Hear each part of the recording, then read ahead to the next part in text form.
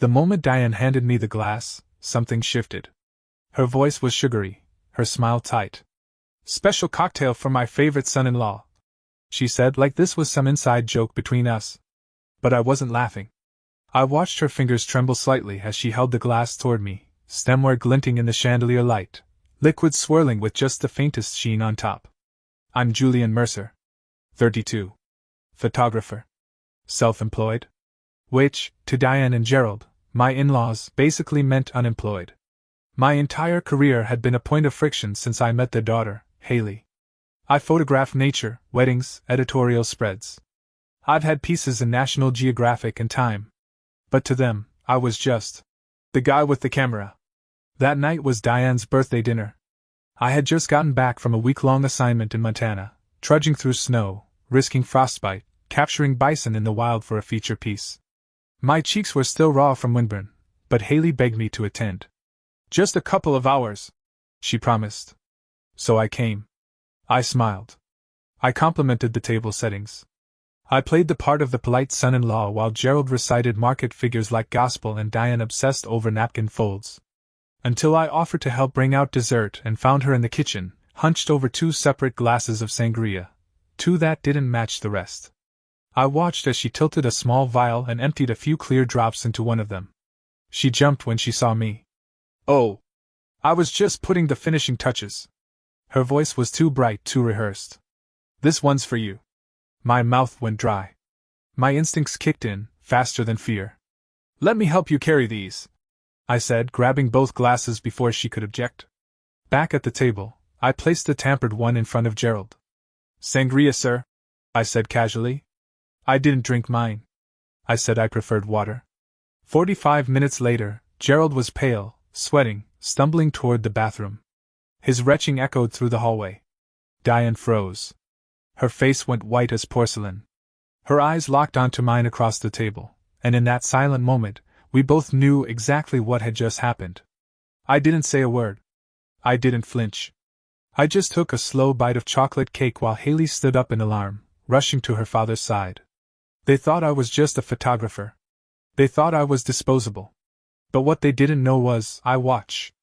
I wait. And I remember everything. Because they didn't just want my help. They expected my sacrifice. I didn't sleep that night. Not even a little. I lay beside Haley, listening to her soft breathing in the dark, my eyes fixed on the ceiling as that moment in the kitchen replayed over and over again in my mind. The vial. The glass. Her fake smile. Gerald's collapse. Diane's expression when she realized I knew. I didn't tell Haley. I couldn't. Not yet. She had always loved her parents, even when they made her feel small. Even when they subtly, or not so subtly, undermined her marriage to me.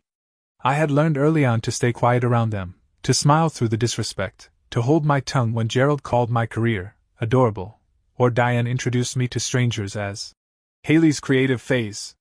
And every time, Haley would squeeze my hand under the table, a silent apology. But that night, something changed. Something fundamental cracked. The next morning, I carefully poured the rest of the untouched sangria, the one meant for me, into a sealed glass bottle. I wrapped it in layers of paper and bubble wrap, placed it into a padded camera case, and drove 2 hours out of town to visit Jason. Jason runs a toxicology lab. He was a former client, someone I once helped with promotional material for a biotech startup. We'd stayed in touch. When I showed up, he greeted me with a grin, then furrowed his brow when he saw the look on my face. "This isn't about business," I said. He motioned me inside. "What do you need?" "I need you to test a drink." Quietly. "No questions. No names." He raised an eyebrow. "Personal or professional?" "Family." He nodded. "Leave it with me. I'll call you in a few days." Back home, I buried myself in work. I edited photos until my fingers cramped. I stayed up late under the blue light of my monitor, scrolling through frames of bison in snowfall, trying to pretend the world was still logical. But I kept coming back to the same question: why would she do it? On the 3rd day, Jason called. "There were benzos in the drink," he said. "Not lethal, but strong enough to knock someone out for several hours. Maybe cause memory loss if taken with alcohol." I didn't respond. "Julian," he said carefully. Where did you get this? Thanks, Jason. That's all I needed. I hung up and sat there in silence, staring at the wall of my studio. My chest felt hollow. It wasn't just suspicion anymore. It was real. Chemical. Documented. My mother-in-law had drugged my drink. And I still hadn't told my wife. I wanted to believe it was a mistake, that Diane had mixed up glasses, that maybe it wasn't meant for me. But that moment in the kitchen, the way she slipped the vial into her pocket when I walked in, the rehearsed way she said, "This one's for you." It all pointed to something far more deliberate. That week, I declined Haley's invitation to Sunday dinner. Told her I needed to prep for an upcoming gallery showing. She looked disappointed but didn't push. I thought avoiding them would help. I thought space might give me clarity. But instead, it created distance between Haley and me. She started asking questions. "Why didn't you come to dinner? Is something going on with work? You seem different." I tried to reassure her, but my words fell brittle, thin. I couldn't fake calm the way I used to. My mind was spinning too fast. That's when I started noticing it, little shifts in her behavior. Subtle hesitations. Longer silences. Furtive glances at her phone. And then one evening, after she came home from visiting her parents, she sat at the kitchen table and just stared at me. "Julian," she said carefully, "my mom told me you've been distant because you're overwhelmed. That you're feeling insecure about your career." My throat tightened. "She said that? She's worried about you," Haley continued, her voice soft but uncertain. "She thinks you might be lashing out because, maybe you feel like you haven't achieved what you wanted." I leaned back slowly in my chair. "Is that what you think too?" "I don't know what to think," she said, folding her arms across her chest. "You won't talk to me. You avoid family dinners. You stay in the studio all night." I wanted to scream. I wanted to throw the lab report on the table and shout, "Your mother tried to drug me, Haley. That's why I've been distant." But I couldn't.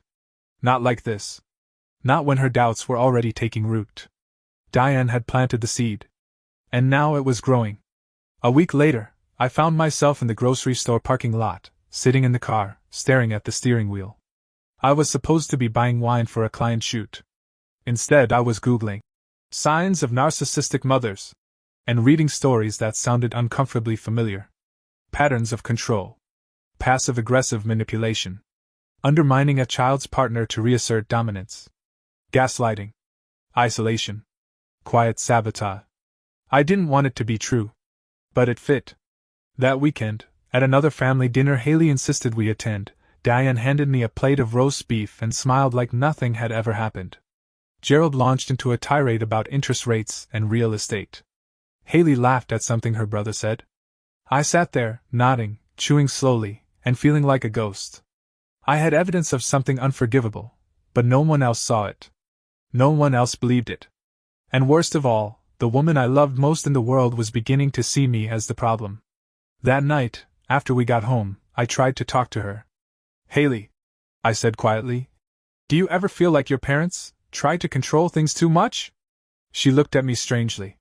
"What do you mean?" "Like maybe they push people away. People you care about. If those people don't fit into their plan." She hesitated, then shrugged. "They're just protective. That's how they are." "What about Thomas?" I asked. "You were engaged to him before me. What happened?" Her expression changed. "Why are you bringing that up?" "Just wondering. He wasn't right for me," she said quickly. "My parents helped me see that." I nodded slowly, swallowing the sharp edge in my throat. Of course they did. I didn't sleep that night either. My thoughts were louder than ever. The silence in our house felt different now. Not peaceful. Not safe. Just hollow. They'd gotten to her. They were turning her against me, drop by drop, like the poison in that glass. And I was running out of time. The package came on a Tuesday. No return address. Just my name, scrawled in handwriting I didn't recognize. Inside was a USB drive and a yellow sticky note that read, "You should see this." That was it. No signature. No explanation. I stared at it for a long minute, half expecting it to be a prank. Then I plugged it into my laptop. The file was labeled simply, footage_1218, the date of Diane's birthday dinner. The video began with the kitchen camera, apparently hidden in one of the upper cabinets. It showed Diane entering the room alone. She pulled 2 glasses from the cabinet. One of them didn't match the others. She set them on the counter. Then she pulled a small vial from her purse and carefully poured a few drops into one of the glasses. My stomach tightened. The timestamp rolled forward. There I was, walking into the kitchen. She flinched slightly, then plastered that too bright smile on her face. The camera had no audio, but I didn't need sound to remember exactly what she said. "This one's for you. Special recipe from my favorite son-in-law." Then I watched myself take both glasses from her hands and exit the frame. Another timestamp. 40 minutes later. A new camera angle, this time from the hallway. Gerald stumbling, pale, hand over his mouth, disappearing into the bathroom. Then Diane pacing. Her face flushed. She grabbed her phone, then slammed it down. A few moments later, she turned to Gerald as he reemerged, sweaty and groaning. "You weren't supposed to drink that one," she hissed. "That wasn't for you. You switched them." Gerald growled. "I watched him. You gave him both glasses. This isn't the first time you've messed things up like this." She spat. My skin crawled. Another file loaded automatically. 2 days later. Gerald and Diane were in their living room. No guests. No show. "He knows what you did," Gerald said. "So what?" Diane snapped. "It's his word against mine. Haley will never choose him over us." "She might," Gerald said, quieter now. "Especially if he shows her." "Don't worry," Diane said coldly. "I've already started talking to her about their marriage problems. Planting seeds. By the time I'm done, she'll be filing for divorce and thinking it was her idea." I slammed the laptop shut. My hands were shaking. It wasn't just about me anymore. They weren't just trying to push me out of Haley's life, they were orchestrating it, piece by piece, with surgical cruelty. That night I couldn't eat. Couldn't think. I called the only person I could think of, Vanessa. Owen's wife. Haley's sister-in-law. She answered on the second ring. "Why did you send me this?" I asked, skipping all formalities. There was a pause. "Because they did the same thing to me," she said softly. "When Owen and I got engaged, they told him I was using him. That I was too independent. That I wanted to isolate him from the family." My mouth went dry. "They tried for 2 years to break us up," she continued. "They said I was unstable. Manipulative. Diane even sent Owen fake messages she claimed were from my ex. It almost worked. Why didn't you say anything?" "I did. He didn't believe me. Not until it was almost too late." She took a breath. "I couldn't watch them do it again. Not to you." I thanked her. Hung up. Then I stared at the wall for a very long time. This wasn't just a family drama. This was a pattern. A calculated method of destroying anything, or anyone, that threatened their control. Over the next week, I became a man on a mission. I started reaching out to people. Quietly. Carefully. Haley's old friends who had vanished from her life. Her college roommate Bethany. Old boyfriends she'd mentioned in passing, especially one name that kept surfacing, Thomas. It took a few messages, a few favors, but eventually, Thomas agreed to talk. We met at a quiet coffee shop on the edge of town. He was polite but guarded. I explained everything, the drink, the footage, the history. When I finished, he sat back, blew out a slow breath. "They did the same thing to me," he said. I blinked. "What?" "They made it look like I cheated. Diane sent Haley pictures, doctored I think, of me with another woman. Said she had a private investigator. I tried to explain, but Haley was furious. She blocked me. Never answered my calls again." He reached into his coat pocket and slid over a folder. "Here. Emails. Texts. Proof I tried to reach out. She wouldn't listen." I took the folder and stared at it. One more piece of the puzzle. Over the next 2 weeks, I built my case like a detective. I compiled Vanessa's footage. Jason's toxicology report. Thomas's evidence. Messages. Voicemails. A spreadsheet of Diane's overlapping prescriptions. Everything. I backed it up on 3 drives and a cloud server. Then I planned the trap. I invited Owen and Vanessa over for dinner. Haley thought it was just a casual catch-up. She made lasagna. We lit candles.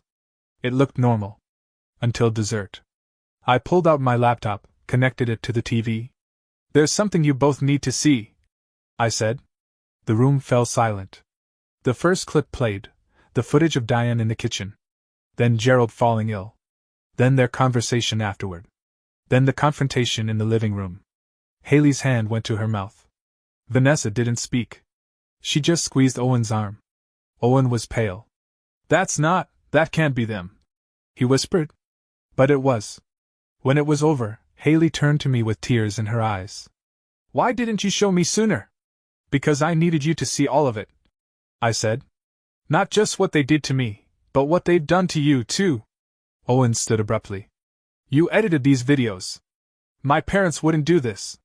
They did it to us, Vanessa said quietly. Why do you think they suddenly accepted me after James was born? Because a grandchild meant they had leverage. Owen looked stunned. Haley didn't say a word that night. She just went to bed early, curled up on her side, facing the wall. But the next morning, she placed her hand on my chest as I woke up and whispered, I believe you. It was the first time in weeks I could breathe.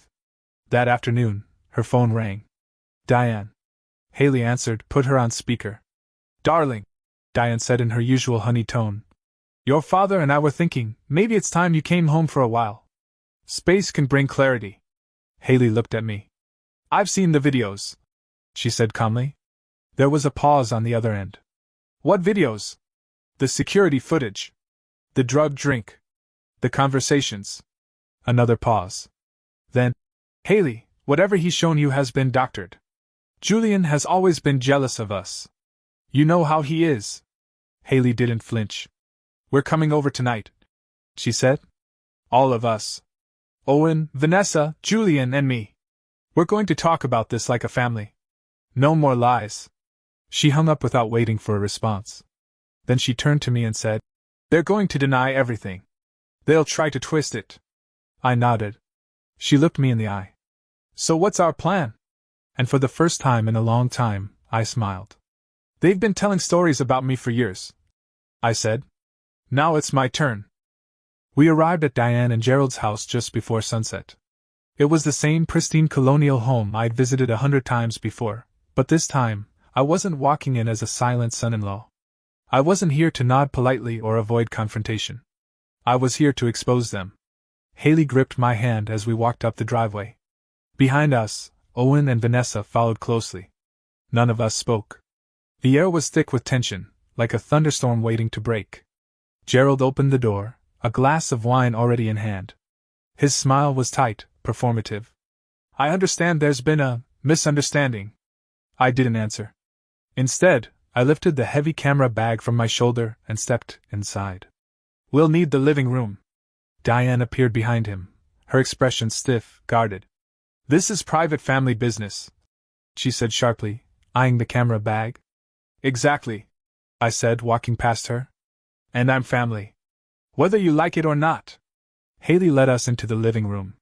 I set up the tripod. Plugged in my laptop. Connected it to the flat-screen TV on their wall. Gerald and Diane watched silently, growing visibly more agitated with every movement. This isn't necessary, Diane said, trying to reclaim control. If there's something you need to say, say it.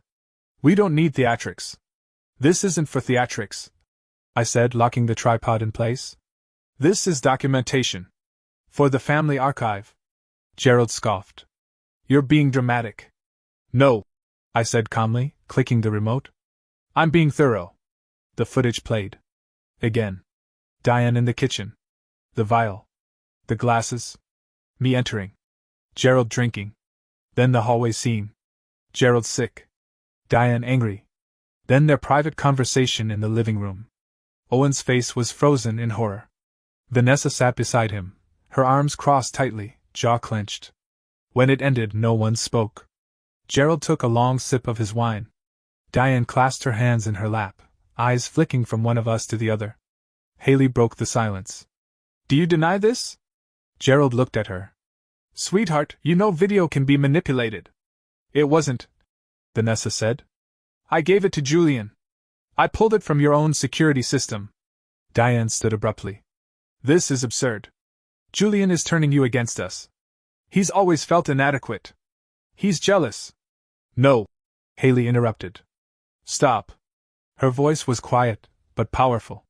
Controlled. You lied to me, she said. You tried to destroy my marriage. And this isn't the first time you've done it. Gerald's face darkened. Don't talk to your mother like that.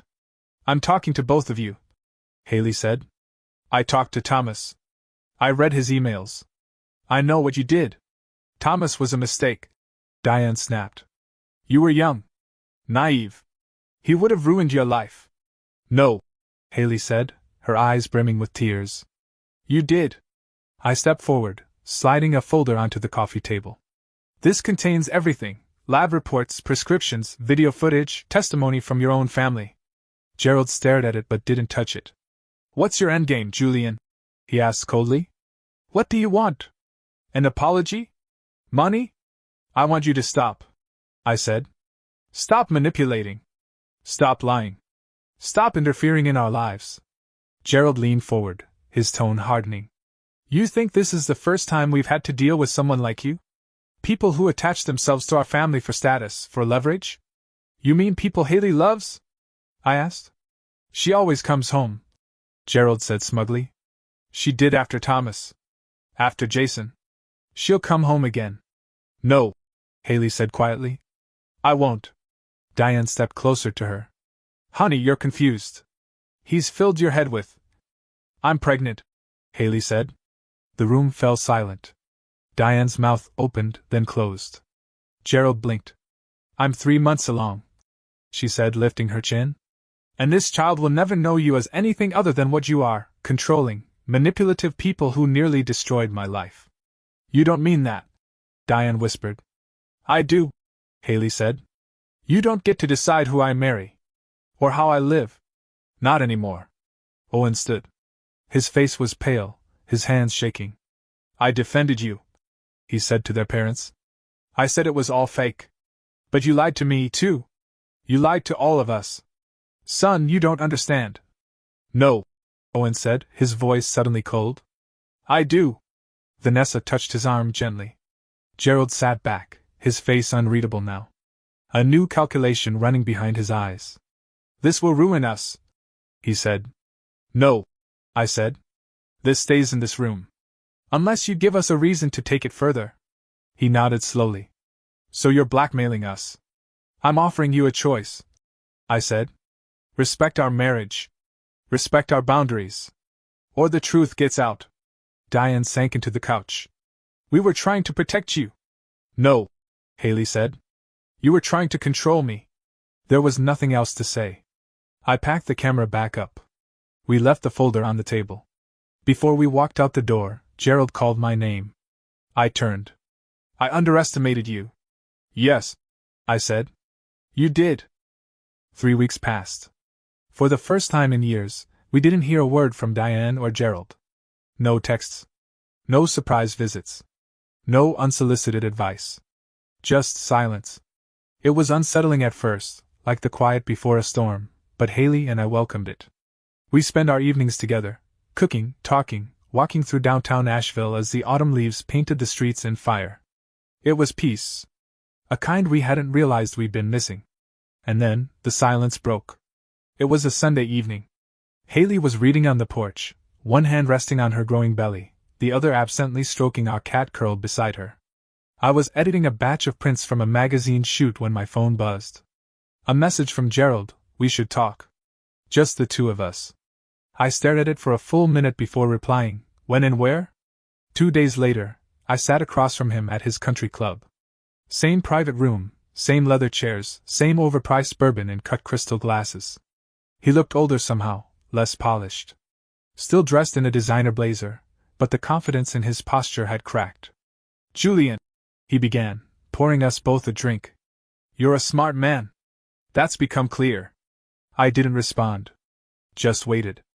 I've been thinking about your future, he continued. Photography's fine. But it's unpredictable. Freelance income. No benefits. No long-term stability. I raised an eyebrow. Is that your way of saying I should get a real job? He smiled faintly. No. It's my way of saying I'm extending an opportunity. Junior partner track. My firm. You'd start with creative strategy, branding, media relations. You'd have a team. Benefits. Real money. I let the words hang between us like the vapor from his scotch. Why? I asked. Because you're family, he said smoothly. And because you proved something. You stood up for Haley. You protected her. I respect that. Truly. I set my glass down, untouched. No. He blinked. Sorry? No. I repeated. I'm not for sale, Gerald. This isn't about buying you. Yes, it is, I said calmly. It's about control. A different kind of leash. And I'm not taking it. He leaned forward, eyes narrowing. Don't be foolish. Everyone has a price. I stood. And that's exactly why you'll never understand Haley. I walked out without another word. That night, Haley told me she had news. Big news. I wanted to wait until the second trimester, she said, eyes shining. But I can't keep it in anymore. She took my hand and placed it gently on her stomach. We're having a girl. For a moment, everything else faded, Gerald, Diane, the tension, the war. It all dissolved into the soft curve of her belly, and the new heartbeat we couldn't yet hear but already loved. We decided to wait before telling anyone. But 2 days later, Haley's phone rang. Diane. Darling, she chirped. I've been thinking, perhaps you and Julian should come for dinner. A fresh start. We'd love to reconnect. As a family. Haley looked at me. I nodded. We'll come, she said. But on our terms. We arrived at their house on a crisp Saturday evening. Gerald opened the door, unusually quiet. Diane had prepared an elaborate dinner, roast duck, seasonal vegetables, homemade tart. The table was set like a magazine spread. For once, no one brought up politics or real estate. No one commented on my career. It was eerie. Controlled. After dessert, Gerald invited me into his study. I hesitated, then followed. He closed the door behind us. Look, he said, pulling a folder from the drawer.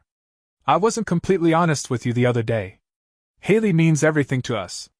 And I know we crossed a line. More than once. I said nothing. I can't undo that. But I can make amends. He slid the folder across the desk. Inside was a deed. For our house. The one we'd been renting for nearly 3 years. I stared at it. It's yours now, he said. Free and clear. No conditions. I flipped the pages, my heart pounding. And this, he added, pulling a second envelope. Trust fund. For the baby. We set it up last week. Clean, irrevocable. No ties to our accounts. No control. I looked up, stunned. Why? I asked. Because we lost, he said simply. You won. You kept Haley. And now, you'll have a child. Our grandchild. We can't fight that anymore. We shouldn't. There was no apology. But there was something else. Recognition. I'm not going to thank you, I said. This doesn't erase what you did. I know, he replied. But it's a start, I said quietly. He nodded. And for her sake, I added, stay on your side of the line. 6 months passed. Haley's belly grew round and radiant. We painted the nursery. I worked non-stop, fueled not by stress but purpose. I took on assignments I cared about. I turned down ones that didn't align with my values. Then one morning, a package arrived. It was from Gerald. No note. Inside was his firm's latest annual report. My photographs, landscapes, portraits, architectural details, were featured throughout. At the bottom of the cover was a line. Hired the best photographer I know. I didn't call him. I didn't need to. Eliza was born in summer. Full cheeks, stormy eyes, lungs that could outcry thunder. When Diane and Gerald came to the hospital, they were different. Still themselves, but contained. They brought flowers, a silver rattle, and left within the hour. No lectures. No probing questions. Just polite, strained smiles. Weeks later, we invited them for brunch. Diane held Eliza like she was fragile porcelain. Gerald asked about sleep schedules and daycare options, but in a way that felt observational, not controlling. As they left, Gerald pulled me aside. I meant what I said, he murmured. We won't interfere again. Good, I replied. Because if you do, there won't be another warning. He nodded, then got into the car. A few months later, I opened my first solo gallery downtown. The walls were lined with images from across my career: wildlife, weddings, war zones, quiet moments. Haley stood beside me, Eliza on her hip. My parents flew in from Oregon. Clients mingled. New fans arrived. The opening was a success. Toward the end of the night, Gerald and Diane arrived. Late. Quiet. Diane kissed Eliza's cheek. Gerald walked the gallery slowly, hands behind his back, nodding at each frame. When he reached me, he extended his hand. Well done. Thank you. He turned to go, then paused. You never asked for permission. You just built your life anyway. That's how I know it's mine, I said. He smiled faintly. Respect. Then he left. As Haley and I walked home under the stars, Eliza asleep in the stroller between us, she asked, Do you think they've changed? I thought for a long moment. No, I said. But they've accepted that we have. She nodded.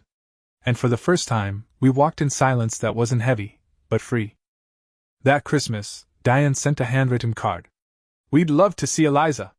Come for dinner? Just the four of us. Quiet. Peaceful. Let's make new memories. Haley showed it to me with a weary smile. What do you think? I think, I said slowly, we go. But on our terms. We stay at a hotel. We leave when we're ready. And Eliza doesn't spend a single moment alone with them. Haley nodded. Agreed. The snow fell in soft, glittering waves as we pulled up to their house. From the outside, everything looked the same. Same wreath on the door. Same lights wrapping every pillar. But when we stepped inside, the energy had changed. There was no performance this time. No smugness in Gerald's tone. No calculated tension in Diane's gaze. They offered wine. We declined. They offered parenting advice. We shut it down gently but firmly. For once, the boundaries held. Still, I didn't relax. Not really. Not when we sat around the fire, exchanging gifts. Not when Gerald passed me a box and said, It's nothing big. Just something I thought you might like. Inside was a vintage camera. A Leica M6. Pristine. Immaculate. I looked at him, puzzled. You mentioned once, he said, years ago, that it was your dream gear. I didn't thank him immediately. I turned the camera over in my hands, inspected the weight of it, the lens, the aged leather grip. It's beautiful, I said finally. He nodded. No strings. No message. Just a gift. That was the moment I realized something important. Maybe not about them, but about me. I didn't need their approval. I didn't need their gifts. And I certainly didn't need their validation.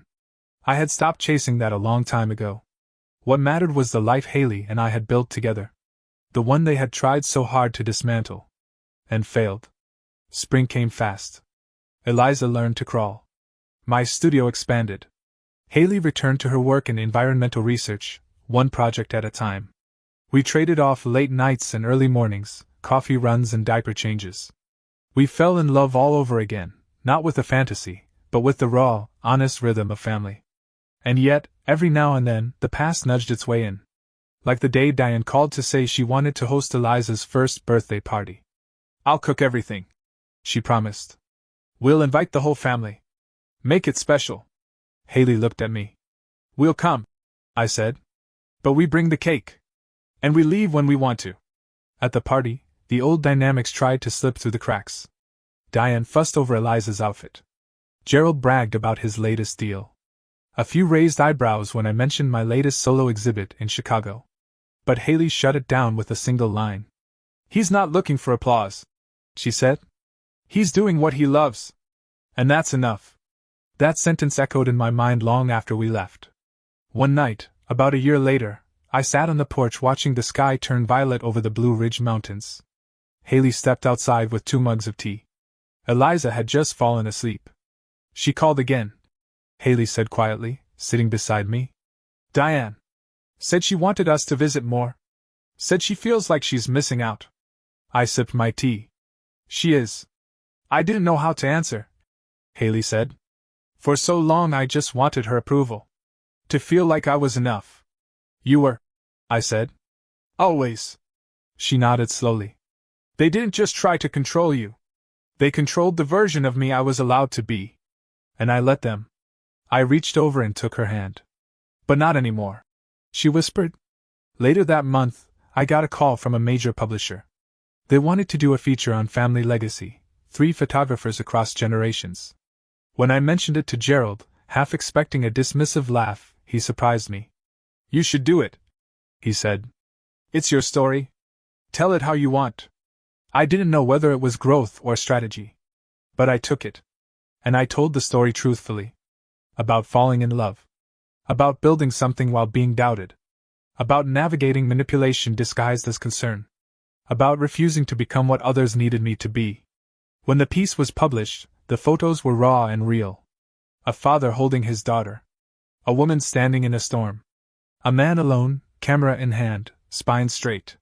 Eliza grew. Diane and Gerald faded into the background. Not absent, but no longer looming. They asked before visiting. They respected when we said no. They sent birthday cards without unsolicited advice. They began to act like people who had finally accepted they weren't at the center of someone else's life. And I began to trust the quiet. Not because they changed, but because we had. That summer, we took a trip to Oregon to visit my parents. Simple cabin. No Wi-Fi. No drama. Just us. One evening, as Haley and I watched Eliza collect wildflowers by the creek, she turned to me and said, "Do you think we're safe from it now?"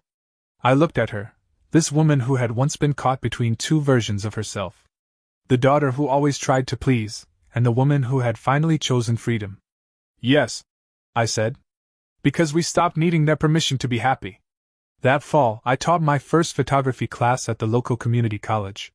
On the last day, a student asked me what made the perfect shot. "Truth," I said. "And patience. Sometimes the moment you're waiting for doesn't come until everyone else stops watching." Looking back now, I don't measure success by magazine covers or gallery openings. I measure it by the mornings I wake up beside Haley, by the laughter that fills our home, by the tiny footprints that race down our hallway. I didn't win by becoming what they wanted. I won by becoming who I was always meant to be. Not the son-in-law. Not the problem. Not the man they almost erased. Just me. And for the first time in my life, that was more than enough. Life doesn't always hand you clean battles or obvious villains. Sometimes, the danger wears pearls and smiles sweetly across the dinner table. Sometimes, it offers you wine laced with control, wrapped in the language of what's best for you. When I married Haley, I thought the hardest part would be making ends meet, balancing ambition with responsibility, building a life from the ground up. I never imagined the true challenge would come not from strangers, but from those closest to us. From people who claimed to love her most. From people who wanted to love her only in ways they could control. What I learned, slowly, painfully, but completely, is that some people will try to write your story for you. They'll cast themselves as heroes, even as they tear down the walls of your peace. They'll question your worth, belittle your choices, mask manipulation as concern. And if you're not careful, you'll start to believe them. You'll find yourself shrinking in your own life. Apologizing for who you are. Hiding parts of yourself to keep the peace. I did that. For years. I let the jabs go. I laughed off the disrespect. I told myself it wasn't worth the fight. That love meant endurance. That tolerance was strength. But the truth is, there's a line between forgiveness and surrender. And if you don't draw it, someone else will draw it for you, and they'll draw it in permanent ink. Standing up for myself didn't start with shouting. It started with seeing. Seeing what was happening. Naming it. Gathering truth in a world that was built to obscure it. I didn't rage. I didn't retaliate with cruelty. I used what I knew best, the lens. The evidence. The power of the story itself. Because in the end, truth is quieter than control, but it's far more powerful. You don't have to fight like them to win. You don't have to become bitter to be strong. And you don't have to sacrifice your peace just to be accepted. Some people will never change. But you can. You can choose to stop chasing their approval. You can choose to stop explaining yourself to people committed to misunderstanding you. You can choose to protect the life you've built, even when it means walking away from the people who watched you build it and still called it worthless. The greatest revenge is not exposure. It's not humiliation. It's not even justice. It's clarity. It's living so fully in your truth that their version of you fades into irrelevance. It's choosing love over fear, honesty over comfort, boundaries over begging. If you're reading this and someone is trying to rewrite your story, pause. Ask yourself, who benefits if I stay quiet? Who wins if I shrink? Then remember, you're not selfish for wanting respect. You're not difficult for defending your peace. You're not dramatic for noticing the subtle ways they undermine you. You're not overreacting. You're finally reacting, with clarity. So protect your story, because no one else will tell it the way it deserves to be told.